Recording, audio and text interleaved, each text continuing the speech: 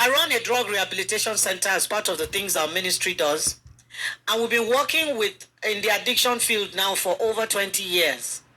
Working with people who are struggling with different kinds of addictions. There are two branches of addiction. One is behavioral addiction, the other one is substance abuse, but they are all addictions. And the behavioral addictions will include things like gambling, will include things like sex addiction, will include shopping addiction, will include anger, will include work addiction, will include what other example can I give for behavioral addiction? Well, like the name implies, it involves a certain kind of behavior. Then substance abuse, as the name implies, is substances. Alcohol, drugs, over-the-counter drugs, glue, sniffing of solvents, all kinds of things. These are the two branches of addiction, substance abuse and behavioral abuse. Now, in the rehab, we've had children brought to us. Some of them go to universities that have zero tolerance for addiction, for substance abuse. Let me not call it addiction. And so once they catch a child that has taken any substance, or they do a test and there's any substance in the child's body, they insist that the child must come to rehab and the child must do the 90 days that is required for rehabilitation.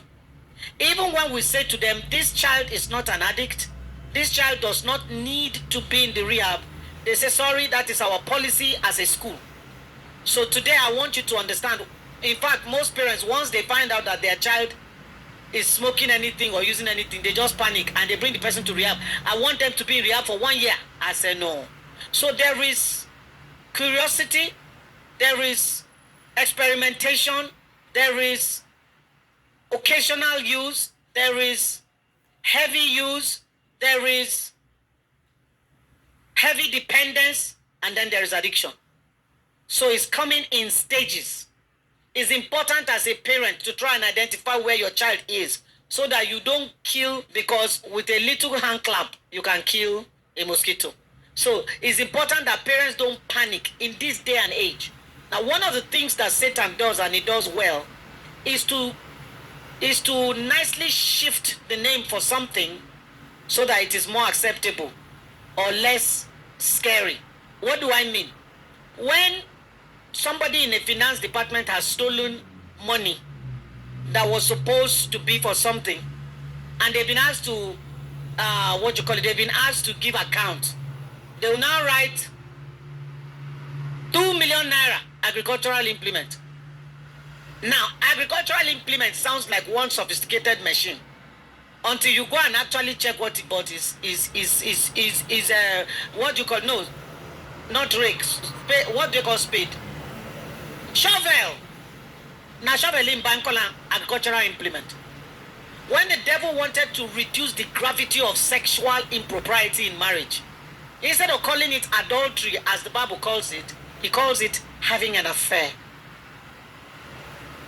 And an affair is some casual thing that is happening. If people have small office parties, it's an affair, it's an office affair. So every time Satan wants to reduce the gravity of something, he changes the name or he changes people's mentality about it. So we had panic attacks when our parents had panic attacks if they saw us with a little joint of weed. These days, they have changed weed and they call it recreational drug. Recreational substance. Recreational. When you hear recreation, what do you think of? Play. Going to the gym, going to the movies is recreation. Doing exercise is recreation. Playing game is recreation. So they now call hard drugs recreational substances. In fact, abroad, if they are doing hospital intake for a new patient, they will ask you, how old are you? Do you drink? Do you smoke? Do you do any recreational substances? It's part of the intake. They call it recreational. They don't even blink. So you have to understand that your children are growing up in an age where many things that are wrong have been called right. Either that or they have been normalized. There is no strangeness to smoking substances now for young people. It's recreation. Now, if in their mind that's what they call it, your panic doesn't make sense to them. Why are you shouting? I have a son who started riding horses at the age of 1. He became an expert horse rider by the time he was 4. By the time he was 5, the polo club members said, we cannot waste this horse riding. This boy has to play polo. But he's too small, his hand will not reach the ground with the normal stick. They went and sat down and crafted a special stick for him that is longer than the normal polo stick. And my son started, he's on record, the youngest polo player ever to start playing polo in Port Harcourt Polo Club. But me, I've not been following him to go there all the time. I didn't know how much my son had improved on his horse riding. They normally go bush riding with the adults. My son will be following them. They will ride from Polo Club to Uniport through the bush and come back. So I didn't know how good he had become with riding. One day, me too, I ride, but my own, you know the kind of riding I ride now. The horse now, waka, I know they run. And that's the kind of riding I ride. So I rode with him. We rode from our house to the Polo Club. Immediately we entered the Polo Club field. My son took off with the kind of speed that my heart came inside my mouth. I started shouting, Papa! Papa! Papa! Osayamo! He now came back to me and he had this puzzled look on his face. What's the problem, mommy? I said, what type of speed is that? He says, is that why you are shouting? So if you want to make a remote income from home and you're a beginner, meaning right now you have a... I said, yes! What if you fall? He said, mommy, how many times have I fallen? Please don't be shouting like that. As I was trying to deal with the rude statement, he took off again with the same speed. And then the groomsman that takes care of our horse, he said, mommy, you are shouting about this one. You haven't seen speed, though. They called my son to come and display on his horse before they play tournament. I'm not joking. Just, Ephraim, come and ride your horse. And they know what they are saying to him by that. If they bring any stubborn horse to that polo club, you hear all the groomsmen saying to the horse, you think you are stubborn, wait. Ephraim is coming. You go calm down, you go see person who is stubborn. He has fallen so many times, he's not afraid of falling again. What am I saying? I was panicking because I did not know how far or how much he has honed the skill of riding. And for him, it's just normal to get on the horse and speed. He tests the horse to the limit of his speed. My father and mother had 8 children. It's a family of 10. Mother, father, and 8 children. We were all growing up. Today, that family of 10 has shrunk to a family of 2. I buried 8 of them. My dad is dead. My mom is dead. My one brother is dead. 5 sisters are gone. There's only one brother left. There's just 2 of us here. My younger sister, the one directly next to me, we both started smoking on the same day. Yes, Reverend Christy has smoked before. Reverend Christy don't drink before. In fact, I stopped drinking at the age of 10. I stopped at the age of 10. I started at 2. That's the age that my father starts to give you to drink. And that is what killed off all my family. Because the devil is an opportunist. When Pastor was ministering, he said, be a good example. My father was an alcoholic. And he was what they call a functional addict. A functional addict is the one that can still do everything that he can do. Walk, drive. So people think that as long as you can still function, you are okay. No, you are not okay. There's a progressive destruction of the brain cells happening, and it's not visible to the human eye. When an Igbo smoker goes mad, what has happened is that progressive destruction in the brain, some wires don't touch. And in a literal sense, I'm not joking. As you're sitting here now, there are 2 things going on in your brain. Chemical impulses and electrical impulses. The electrical impulses are the thoughts that are flying in your head. As you sit down here, so they hear me. Another thought could just come, Chill, that rice where I cook, I put them for fridge. Has that happened to you? You are hearing serious matter. Hey! My mama been told say she they come tomorrow. I never ready. This woman, they can't worry me. Or another thought to come. Chill. That call that I got from my boss, he said I should call him back. I've forgotten to call him. But you are sitting here listening to serious matter. Now that is an electrical impulse.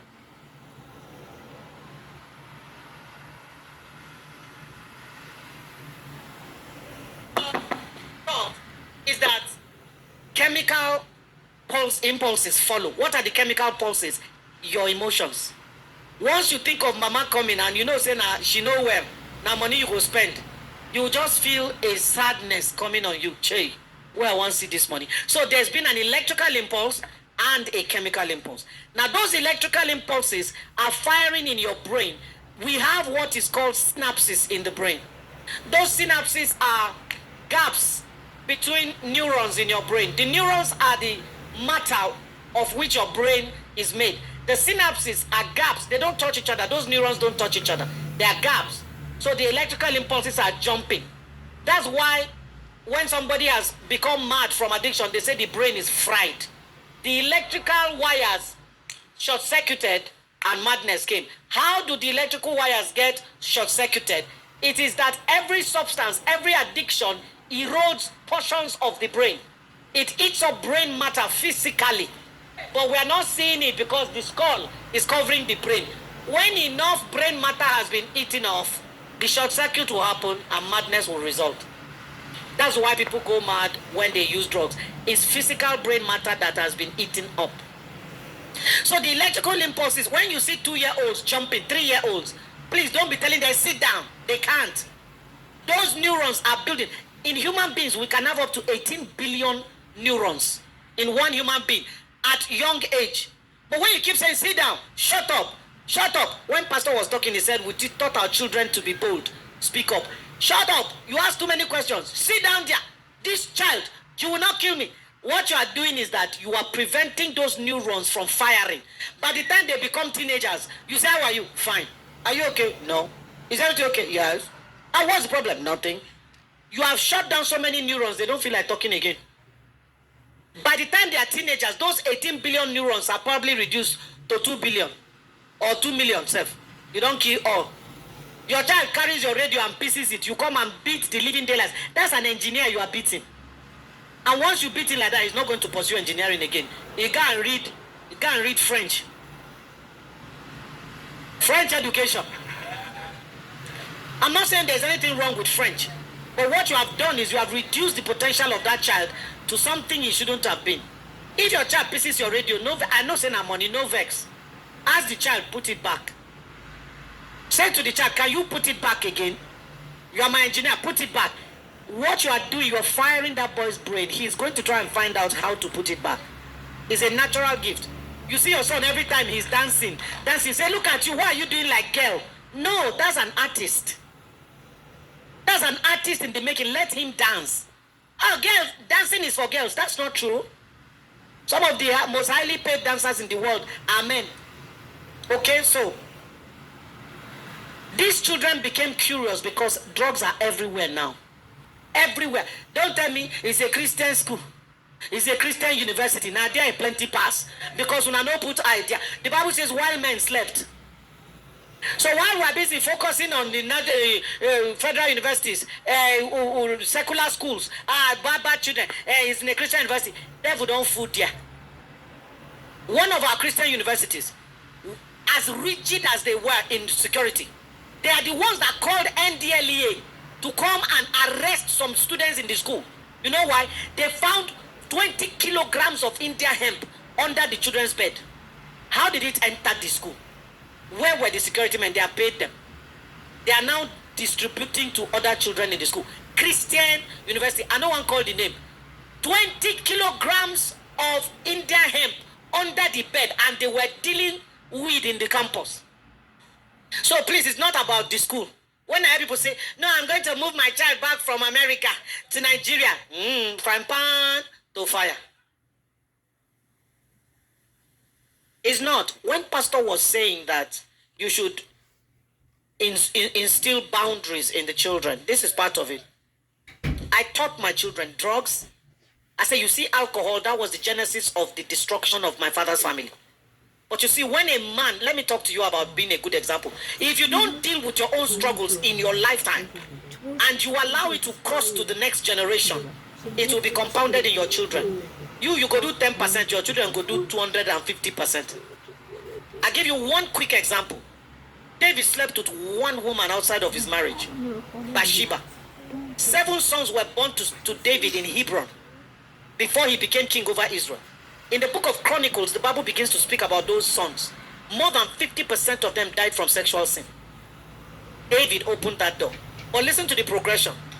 Adonijah said, I want my father's last wife. And they killed him for that desire. What is a man doing with his father's wife? That's not normal desire. He's a prince. He can have any woman in Israel. But he wants second hand. Because sexual sin has twisted his capacity to think straight. Then we progress to Amnon, who could have married Tamar, his sister, but he chose to rape her. He paid with his life. Then we progress to Absalom. David slept with Bathsheba in the secret. Any man that can maintain erection in public should be feared.